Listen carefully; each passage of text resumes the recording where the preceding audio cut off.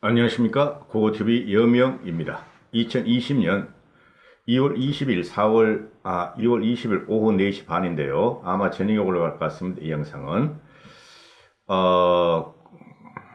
곰인정이가 곰인정 이 고자만 붙여도 다른 영상에 지향을 받더라고요. 곰인정이가 오세훈에게 들이댔습니다. 오세훈에게 들이댔고 오세훈을 상대로 이기겠다 광진을에서 이러고 있는 것이죠.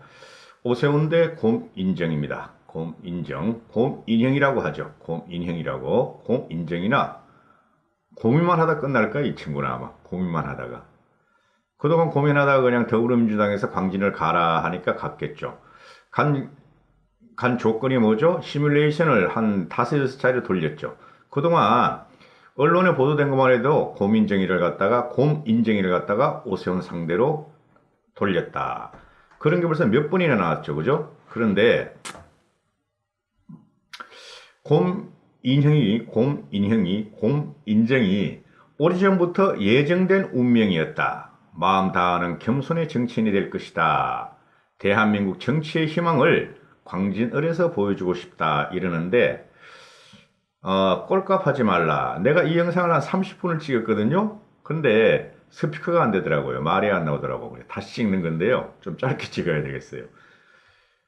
예정된 운명이다. 이 사람들이 참 그 운명을 이야기를 많이 하죠. 그죠? 노무현이가 운명을 달리하고 문재인은 운명이란 책을 쓰고 지금 운명적인 몰락을 겪고 있고 2달 남았다. 문재인의 운명은 2달 남았다. 이렇게 고고TV는 항상 말씀을 드리고 있고 그 다음에 또 우리 곰인형도 예정된 운명이다. 그래, 너도 예정된 운명의 길을 가는구나. 너도 2달 남았다. 이렇게 말씀드릴 수 있고, 이 친구가 내가 자란 곳이 광진이다.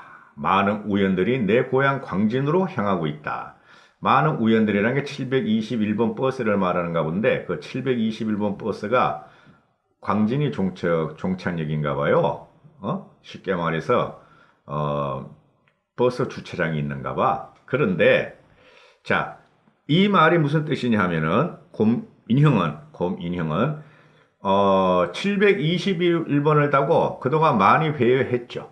그죠? 그러면은, 이제 721번 버스 종점에서 운명을 맞이할 것이다. 이렇게 되는데요. 이걸 말씀드리기 전에, 오세훈 대 곰인형인데, 오세훈을 갖다가 우리 먼저 생각할 수가 있죠.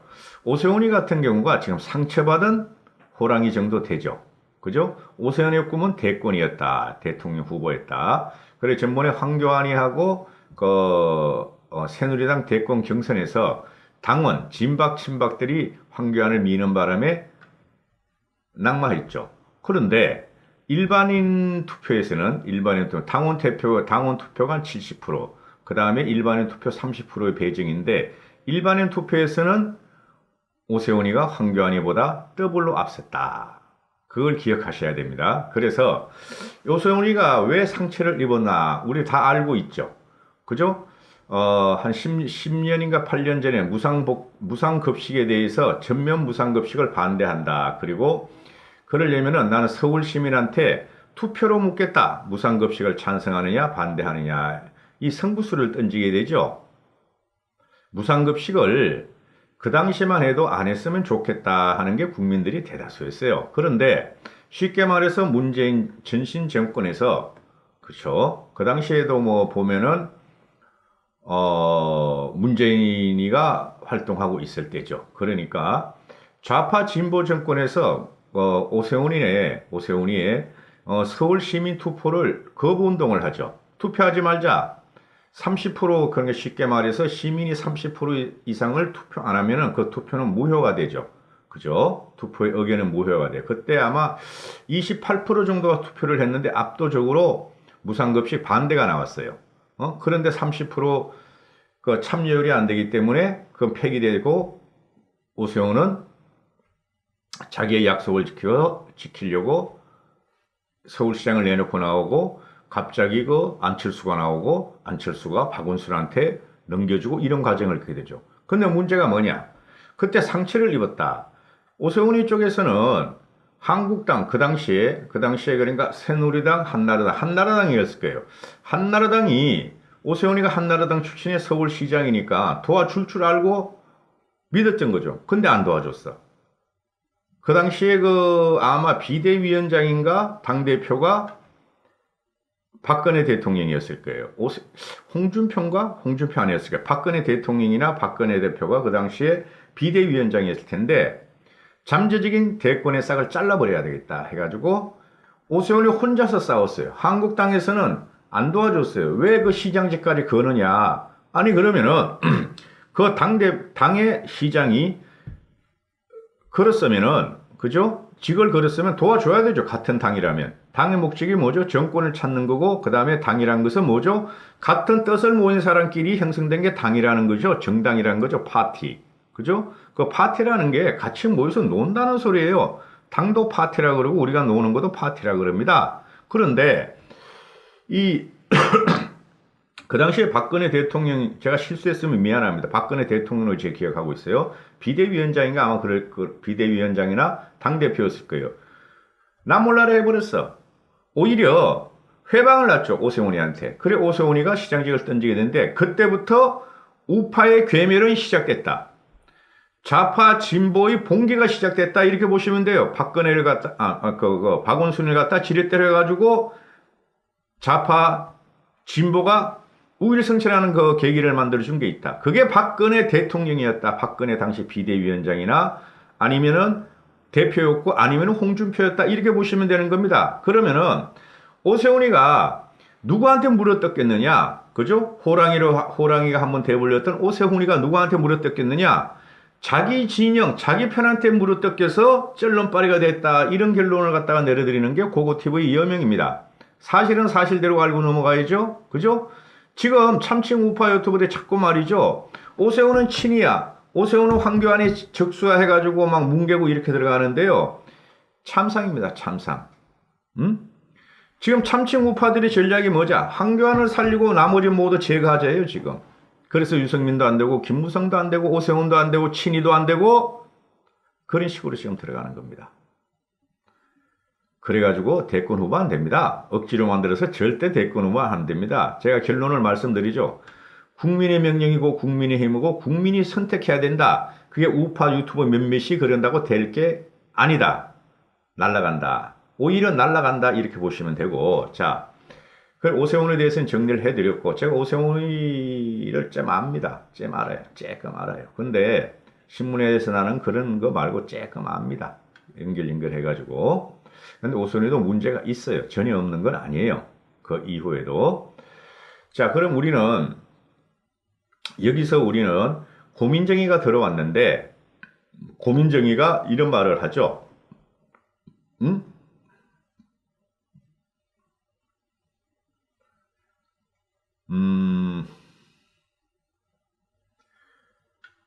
오세훈에 대해서 이런 말을 하는데, 하여튼 오세훈에 대해서 이런 말을 뭔가 어디에 박혔는지 못하는데 오세훈이는 정치적인 경험도 많다. 그리고 삶의 경험도 많다. 자기보다 정치 선배다.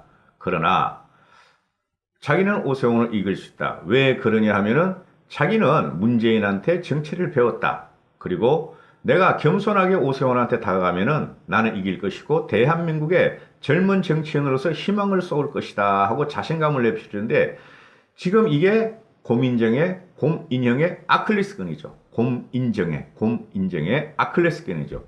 지금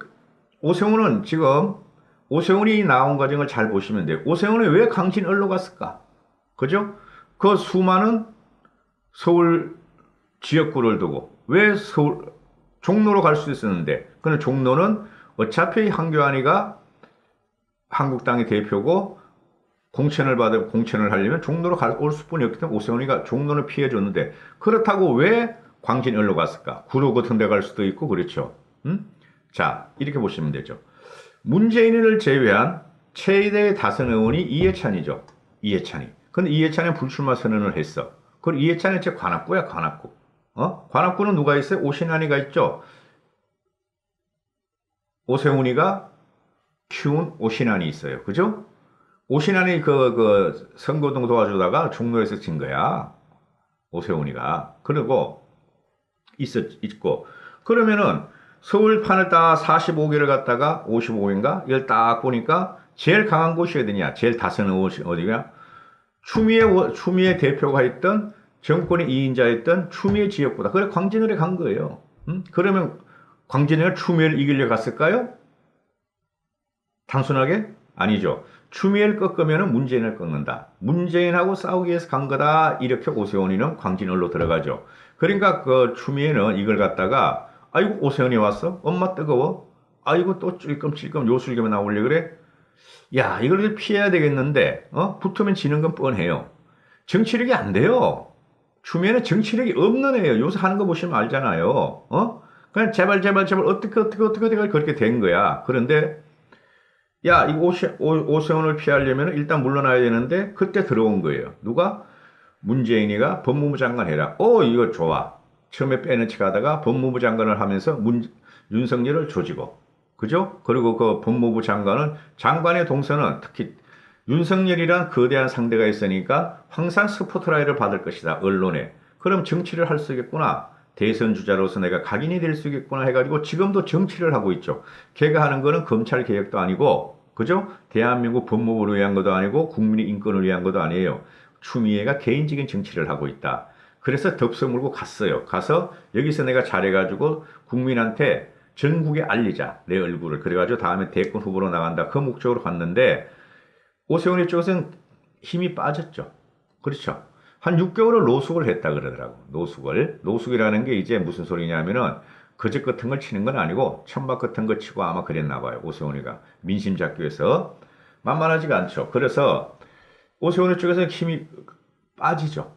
그죠? 오세훈이 쪽에서는 에이 추미애를 꺾고 문재인을 갖다가 한번 무찔러 보려 그러는데 안 됐네. 그럼 뭐예요? 공식 선거 기간이 시작하자마자 오세훈의 입에 나올 일 첫 번째가 뭐다? 문재인 타도, 문재인 정권 퇴진, 하야, 이걸 들고 나올 거예요. 보세요, 제 말이 틀리나. 그걸 들고 나오고. 고민정의하고 정책 싸움하고 고민정의하고 유세 싸움하고 그러지 않습니다. 치로 들어간 거예요, 치로. 거기서, 그래, 오세훈이라는 건 실제적으로는, 지금 몇 년 동안, 8, 9년 동안 지금, 밖으로 떨어져 있었는데, 요번에 그거 나왔었잖아요. 한국당 대표로. 바꿔야 된다. 한국당 바꿔야 된다. 이게 큰일 난다. 한국당 한골 탈퇴하고 다 뒤집어 엎어야 된다고 나왔는데, 진박에서 황교안이가 옹립되고, 그게 지금까지 와. 2020년 2월 20일까지 현재까지 와. 아직도 진박 애들이, 최인교나 어제 오늘 3명 그만뒀는데, 그 얼굴 한번 보세요. 여러분들 아시는 분이에요? 모르죠? 우리 일반 국민이 그 진박 3선 4선 하는 애는 모르죠. 그만큼 존재감이 없는 게 TK 진박이었고 그걸 박근혜 대통령이 우거지로 갖다가 들이던 순간에 우리의 탄핵은 시작되었다. 이런 게 여명의 생각이에요. 항상 그럽니다. 요거도 뭐보다 할 수 없어요. 그러면은 지금 이런 과정에서 곰인형이 오세훈하고 맞짱 뜨려고 들어간다. 그럼 이렇게 어떻게 되죠? 오세훈은 고민정 상대 안 해. 정권 지금 황교안이는 문재인이 상대다, 문재인이 정권이다 하고 이낙연이 상대 안 해 그러는데 그거는 헛방일 수가 있어요. 솔직히 말해서. 이낙연이가 보통 상대가 아니죠. 그죠? 그래 오세훈 같은 경우는 될 수가 있다. 왜냐? 고민정의가 너무 약해. 그죠? 그리고 오세훈의 꿈은 대권이야. 그죠? 황교안도 마찬가지겠지만은 그러나 정치력에 있어서는 딸린다 황교안이. 그리고 오세훈은 지금 밑바닥부터 긋고 있다. 밑바닥부터 닦고 있다. 벌써 1년을 닦고 있다. 그죠? 황교안은 이제 시작인데 황교안은 밑바닥부터 죽어라 하고 걸레질을 하고 들어가야 되는데 오늘도 그냥 이현주 사건이 터지고 이현주 돌출 사건이 터지고 이혜원 사건이 터지니까 문자 사건이 터지니까 또 한국당으로 나가고 미통당 대표 자격으로 말이지 공천에 방해하는 언지를 상갈하고 또 그래. 그거 하면 안 돼요, 지금 황교안 씨는. 황교안 씨는 밑바닥 걸레질을 열심히 해야 될 것이야, 걸레질을. 이낙연이가 언제 그런 말 합니까? 이낙연은 물론 문재인 정권 수호하지만, 이낙연이 뭐라 그래요? 오만과 독선으로 나타나지 않도록 자중해야 되겠다. 사과합니다.